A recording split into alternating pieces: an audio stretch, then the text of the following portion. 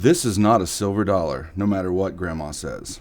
However, some of them are silver, and just like with any coin, you should know the difference. But first, how about a history lesson? Dwight D. Eisenhower, a war hero and 34th President of the United States of America. Eisenhower planned and supervised two of the most consequential military campaigns of World War II, Operation Torch in North Africa between 1942 and 43, and the D-Day invasion of Normandy in 1944. He was also the last United States president to be born in the 1800s. Pretty cool, huh? In October of 1969, a little over 6 months after his death, legislation sought to authorize a circulating coin commemorating the late president, as well as the Apollo 11 spaceflight, which, if you didn't know, that's when America put a man on the moon. That's one small step for man. A bill was passed on December 31st, 1970, and the first Ike dollars began circulating in November of the following year. This would be the first U.S. dollar coin minted since the Peace Dollar series ended in 1935. Ike dollars were struck for circulation at the Philadelphia and Denver mints from 1971 to 1978. The highest mintage occurred in 1976, where more than 200 million were struck with the Bicentennial reverse design. The lowest was in 1973, when they were only issued as part of the annual mint set, with a combined mintage of just over 3.5 million. The San Francisco Mint struck versions for collectors as well. This included uncirculated and proof coins, minted in 40% silver and copper nickel clad. The silver coins were sold individually from 1971 to 1974 and as part of a 3-coin bicentennial set in 1976. The clad proof coins were struck for proof sets between 1973 and 1978. So you'd think with this much demand they'd be super popular, right? Wrong. Initially, Ike dollars would be struck in large numbers during the first 2 years of production, but they failed to circulate as expected. Although there was strong public interest in the coins as souvenirs or collectibles, it was believed that the size and the weight of the coins kept them from being popular. So legislation was proposed in January of 1977 to reduce the size of the dollar, and the Ike dollar came to an end the following year. And it was replaced by the Susan B. Anthony dollar in 1979, which failed miserably. But that's a story for another video. And if you'd like to hear more about the Susie B, all you gotta do is like this video and let me know down in the comments. How do you tell the difference between silver and clad? Well, there's several ways, but the easiest would be to look at the edge of the coin. If there's a solid silver stripe, you have silver.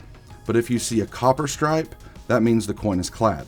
And you could also weigh the coin if you have a small scale. The clad coins weigh around 22.6 grams, while the silver coins weigh around 24.6. Silver also makes a high-pitched noise when dropped against a hard surface or another coin.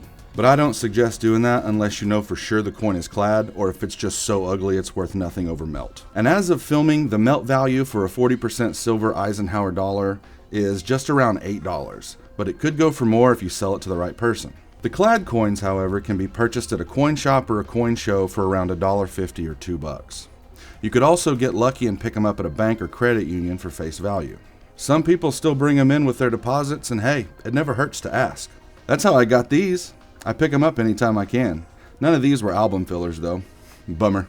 But as with any coin, you can find errors and varieties on the Ike dollars as well. This is a 1972 Type 2 reverse. Now, I didn't find it, but my buddy Vinny over at Dirty Water Coins and Collectibles did, and he sent it to me as a gift. He does a lot of looking for errors and varieties on his channel, so if that's your sort of thing, he's linked below. The 1972 Type 2 is the key coin in the entire series. It was accidentally struck with a reverse die that was intended for proof coins only. Less than 40,000 of these are known to exist, and some can be extremely valuable. An MS-65 could go for thousands of dollars, while an almost unheard of MS-66 could go well into 5 figures. Looking at eBay sold listings, a raw coin in this condition could bring anywhere between $20 and $50 depending on the buyer. But this coin has found its home in my collection and isn't going anywhere.